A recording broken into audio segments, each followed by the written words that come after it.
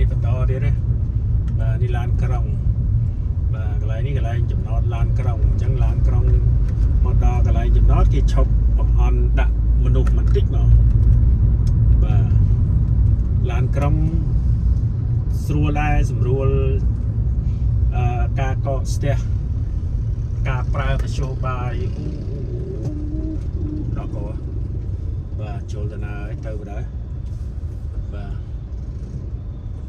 ណែបាទយើងឆ្លងកាត់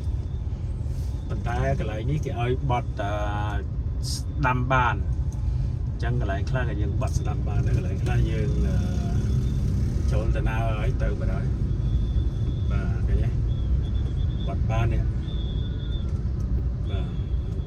នេះឆ្លងកាត់អញ្ចឹងយើងចាំគាត់ឆ្លងឲ្យស្រួលបួលចាំយើងទៅបាទបកកុំប្រហែស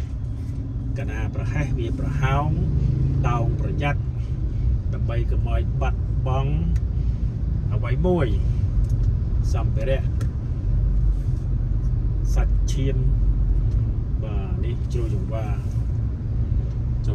ស្អាតហ្នឹងឃើញទេបើកភ្លើងសងខាងនេះសិតតែដើមកញ្ញូងស្អាតក្លឹមខ្មៅ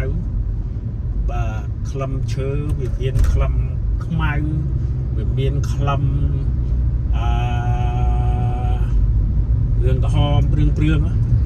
បាទក្លឹមហៅក្លឹមកញ្ញូងក្លឹមខ្មៅបាទហើយបពពួកដូចជានាងនួន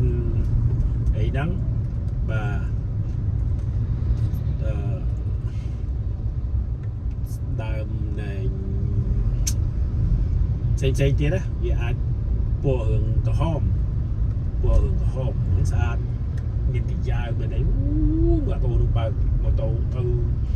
ម៉ែលឿនណាបាទហើយបើកខុសទៀតណាខុសកន្លងទៀតណាបាទខុសកន្លងនៅស្ពានមិត្តភាពកម្ពុជាជប៉ុននេះគេមានកន្លងម៉ូតូកន្លងឡានកន្លងកង់កន្លងដើរបាទហើយម៉ូតូឃើញទេក៏ចូលប្រឡោះឡាននេះលុបបាទសាក់ខុសបាទសាក់ខុសមិនខុសអីទេចង់និយាយថាខុសកន្លងហ្នឹងណាបាទប៉ុន្តែយើងបើកដោយសុវត្ថិភាពក៏បើកទៅមិនអីទេដូចនេះទៅវងយើង no problem you can drive your life carefully yeah tiger ហ្នឹងប្រែមកថាខ្លា lion ប្រែមកថាតោគឺជាស្ដេចសត្វសឹងណាតែសឹងតោហ្នឹងបាទឈ្មោះសឹងអត់មានតែឈ្មោះបាទសត្វសឹងហ្នឹងមើលទៅដូចតោបាទមានតែក្នុងរឿងអញ្ចឹងណាបាទតែតាមពិតតោ lion បាទហើយនៅមុខនេះខ្លា tiger ខ្លាទៅបីខ្លាំងយ៉ាងណាក៏ដោយក៏មិនដែលស៊ីកូនឯងបាទខុសពីត្រីរស់ស៊ីកូនឯងបាទបដាកូនស៊ីត្រីស៊ីកូនខ្លួនឯងបាទ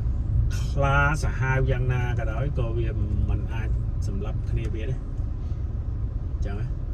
ហើយយើងរៀនសូត្រពីសត្វខ្លះទៅបាទដើម្បីឲ្យបានជា